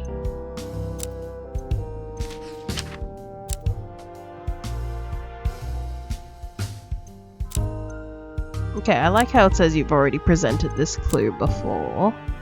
I'm gonna leave that. I'll wave you bye-bye for now. What do you think, Maria? Decent. Seems Clara's being nice. Talking about Maria, you can tell there's more to the story. Okay. Oh, but you come from work. Finished early. Training for what? Grey belt. It's martial combat, right? Yep. Grading symbol. If I can take my seafood down to the mat, I'll get my grey belt. Good luck. Why did you open the bookshop? Bookovy Books has been open for a decade now. Are you a fan of literature? I am. I never took you for the educated sort.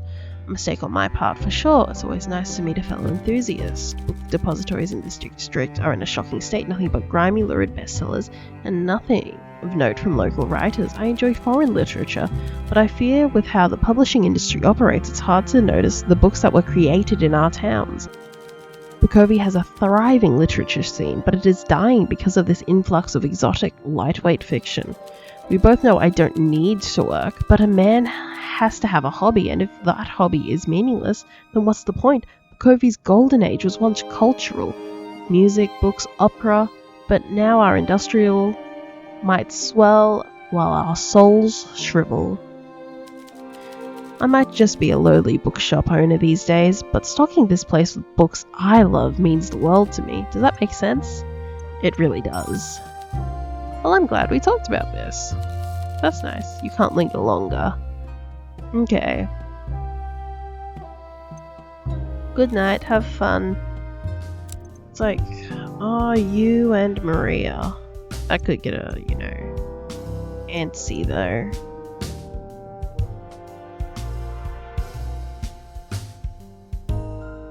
Oh well, what about us?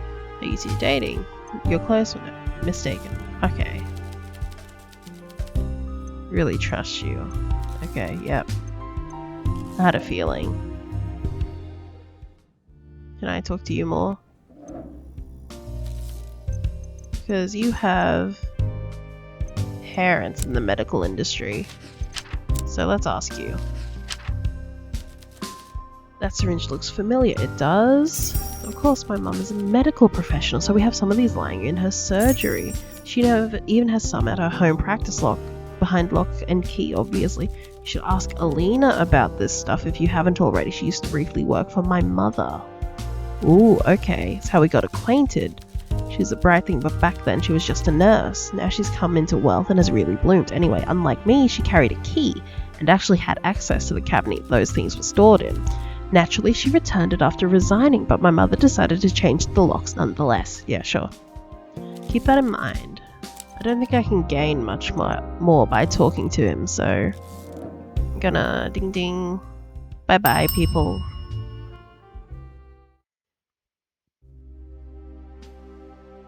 Okay.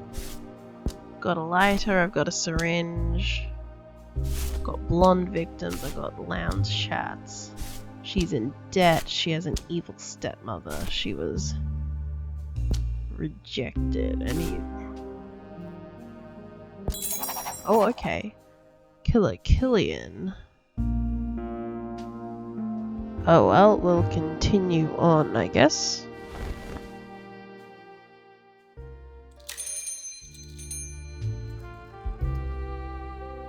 And it's Friday. Oh, okay. Hello, guy in the back. Okay, you're chatting over there. No one's in that chair. You guys are here. Who are you again? Oh, I don't have Elliot, so I can't make him a poorly made drink. Oh, it's Peter. Well, look who's still open. In a world of dwindling light, you're a beacon in the night. There you go. This is good? Cool. Oh, and that raised his little friendship points. That's good. Okay, but I don't have enough friendship points to ask it anything. So bye-bye. It has been quite a day for me. More negotiations, more drama, more rehearsals. Exhausting. Makes a woman crave a cold drink and a deeply comfortable chase lounge. I can help with one of those. She presses her long fingers together. Her mouth is slightly agape as she leans in close. The maid girl, the one that works in the hotel, Clara. Avoid her. She is what I would describe as trouble. I once saw her fighting with a known criminal. And not just any criminal either. It's one of those henchmen of a certain mob boss. Henchman? Yes, I'm surprised she isn't dead, if I'm honest. When I saw her here, I immediately knew I should warn you. I like this establishment, and I quite like Vincent when he's sober. I wouldn't want Clara attracting trouble. She leans in her chair, the serious look on her face now replaced with a serene smile. That's all I need to say on the matter. I trust we understand each other. Yep. This place must have been dull without me. What, if anything, have I missed? Okay, we'll go. What do you prefer to drink first? Anything fruity, refreshing, fruity, and adventurous. Pirate's Joy is her usual go-to. Okay, specific. Yep, specific. What did I miss? I love a story with a drink, and the pineapple undertones always take away some of the bitter taste. What sort of story? I suppose the original recipe was invented by none other than a pirate captain. Talk about a lucky crew. Maybe I should go with something a little different. Just, get the variety of the scope. So she likes fruity, she likes a story. I mean, by definition, tomato is a fruit. No, she probably won't like that. But what? No. Okay. A very nice flavor, darling. Good work. Thank you. Ba ba ba ba ba. Did you ever meet Natalia Reed? Natalia? I met her a few times while I drank at the Hotel Jubilee.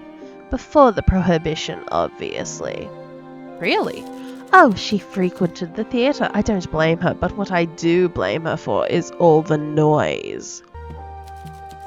She would drink a lot during the intermission and occasionally cause a bit of a scene. Ah, I see. Her name did pop up now and then in conversations with my fellow socialites. She was an accountant who dealt with a lot of creative types, including my director. She would have been fired if she wasn't so popular with the clients. She formed strong bonds with them over strong cocktails. Interesting. Nonetheless, her death is a great shame.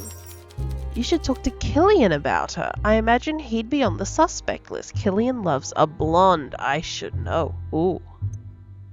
He tried to hit on you? I'm a blonde, wealthy, easy on the eye. I have a pulse. I'm more than qualified for his affections. Okay.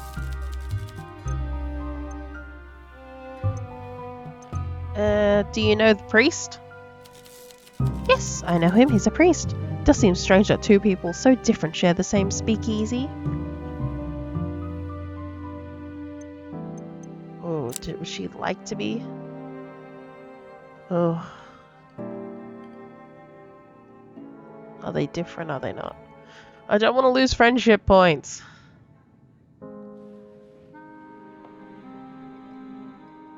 We'll go a little. Yes, okay, good. Well, it's not my place to say, but I don't think he's keeping his vows if he's coming here. And he's such a drag, sitting there clutching his little drink.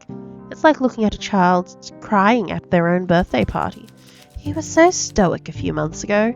He's thoroughly morose now. I've asked him what's wrong, but he doesn't like to answer.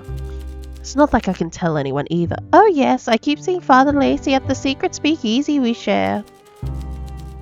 I hope he cheers up soon and goes back to his old self. He's always been a big old sad sack, but his droopy face is making the floor tiles sad. Let's hope. Okay. I'll wave you off for now, and if I get some hints to you, maybe clues, I can present them to you.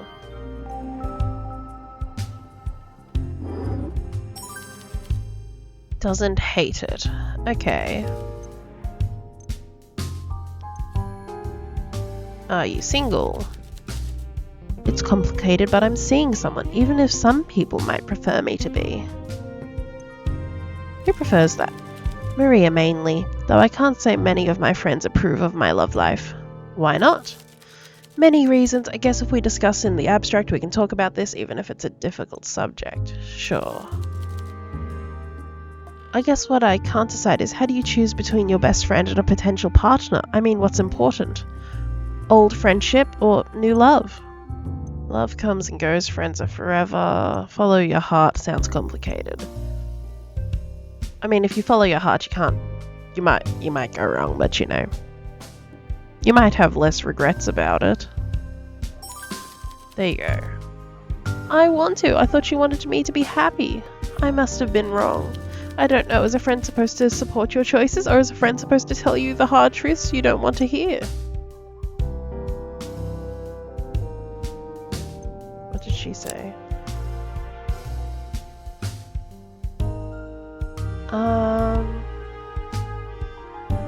It's about honesty.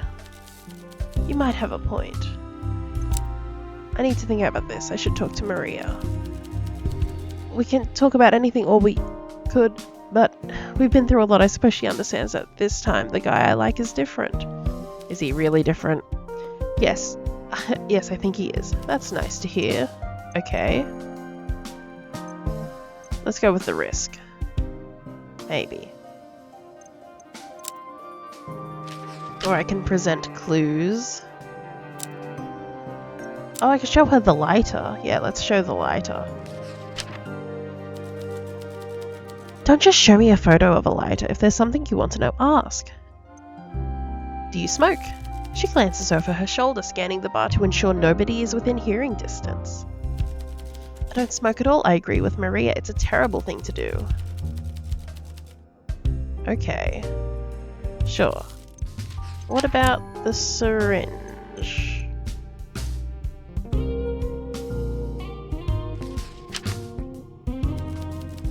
A photograph of a syringe? What's this about? Know anything? Too much? I saw plenty of those back at the hospital when I was working as a nurse. You were a nurse? Sometime before my dad earned our fortune, I worked at the Bukovi Hospital. Those syringes were used there every day. I switched jobs last year and became an assistant for Dr. Durand. She's Killian's mum, if you've met him. While working there, I noticed she used the exact same ones. For whatever reason, she locks them in a cabinet. Do you have access? Of course I did. I think she locked them away because of Killian. I returned the key the day I quit the job, though. Strange topic, syringes. Just glad I never had to use them now that I'm happily unemployed. Cool, good for you. Okay, I'm going to wave you bye for now. Right now, a stiff breeze would knock me over. I'm going to try and get home while I still can. Okay. So if they get too intoxicated, that knocks them over. Okay. Cool. Other speakeasies have been raided. I'm sure dissatisfied patrons have alerted the authorities on a few occasions. I've met a fair few officers and detectives in speakeasies. They think the laws don't apply to them. But I think the political climate has shifted. The Bukovi City Council has taken a harder line. They may even be incentivizing officers to close more establishments. The economy may be booming, but the explosion of wealth is far from equitable. Spectators in the radio carriage and the whale oiling business are rolling in cash, but the public servants, and the police in particular, are paid peanuts. They're making business for themselves. There's a cadence to his voice that makes him sound cold and unemotional as he speaks. It's like he's rehearsed this topic, or maybe he's gotten sick of talking about it. I'm rambling again, so let's change the subject. Have you ever seen this lighter? Fancy lighter, not my taste. What's this about? Do you smoke? Doesn't everyone? What did he say? Dealing with lots of finely toasted tobacco, a choice to drink. Okay, I'll agree with him. It'll make his friendship good. People I know just love good coffee. The worst man I ever met loved caffeinated coffee. Decaf only works if you throw it in someone's face. I'm not judging, it was a question. Alright. Know anything about a lover boy? I don't know. That sounds right. Definitely the type. Okay, bye. Do you smoke? What a gorgeous lighter. Why are you showing me? Only for pleasure, as opposed to business. Plenty of actors smoke to be social. I pity the poor girls who puff away with puckered lips pretending to like it. You enjoy it? Certainly. Calms the nerves. What about your voice? She shrugs, the thick lining of her coat cushioning her face. Everything in moderation. She frowns. What is it? My late husband hated my smoking. I remember a particularly unpleasant conversation we had. Sorry. Don't be darling. I don't tolerate unpleasant conversations with anyone now. Noted. Raise this friendship, maybe. I thought you know, actress, opera singer, budding radio host. Tell me about the show. Favorite subject. New and exciting. Give advice, bit more extravagance. Younger generation have lost the goal that defines them. Why is that? Question for the scholars. If I were to guess, I'd say it has something to do with how quickly Bukovi advanced in the last 30 years. From what I understand, a sharp influx of money into Sahara has created an uneasy mix of industrial giants and lucky speculators flooding into the same social spaces as the established aristocracy. Killian's parents are one of that crowd, and they're as tasteless as they come. They have the money and power, but lack the graces, the decorum, and the sense of permanence that we have. We? Well, figuratively speaking. It's just my opinion.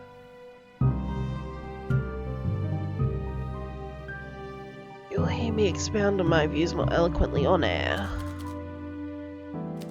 Suppose you'll need to listen in more. Maybe. Bye.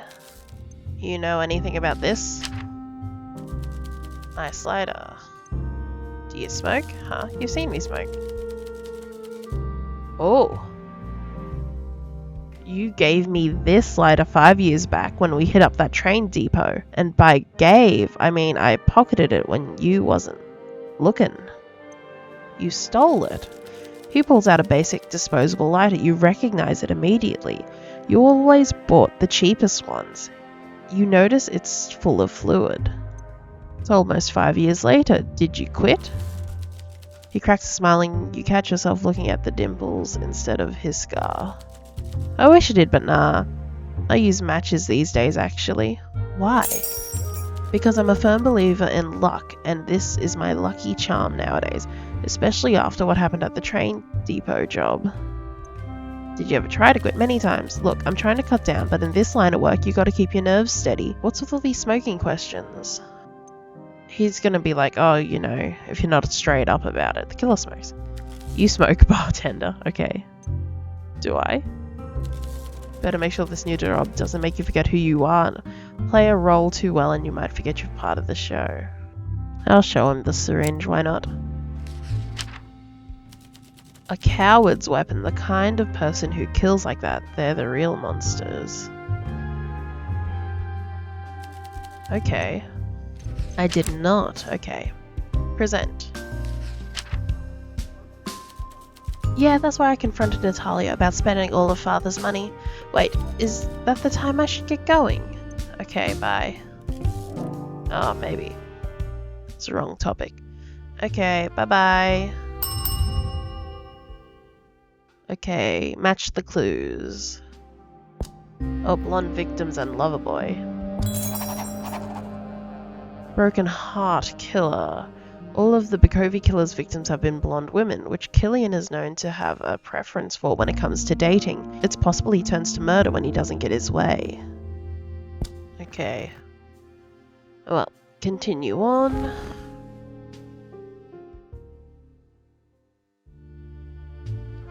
Saturday. Okay. Oh! Clara sits at the bar but can't look you in the eye. She's quiet. You can tell something's off about her. You alright? Oh, what's the matter? What's the matter? I don't want to sound paranoid, but someone is out there, someone dangerous. What? When I left on Thursday, I think I was chased. Footsteps were coming towards me fast, so I ran. You were chased? Maybe. I'll talk about it more later, if you're interested, but for now... Okay. Oh, okay, that's it. Thanks for playing. You hope you enjoyed it. Stay tuned for more updates. If you liked what you played, consider adding our game to your wish list. It really helps us out. Cool. Well, that was fun. I really like that. There's parts that I wish were sort of clearer. Like whether a clue on the clue board could be used multiple times, like for multiple deductions, or whether it was like one match per clue. That would be a bit helpful to know, but I guess, you know, IRL, you don't really know. And then the other thing, like at the start when, you know, it was all the tutorial, but because my mouse was hovered over the coat rack, it just said end of day over a lot of the instructions, which was a little annoying. I had fun. I hope you had fun. I'm definitely going to wishlist it, and, you know, let me know in the comments if you'd actually like to see this game in its entirety when it comes out. I hope you've had fun. If you had, like and subscribe, all those good things, and I'll catch you in the next one. Bye!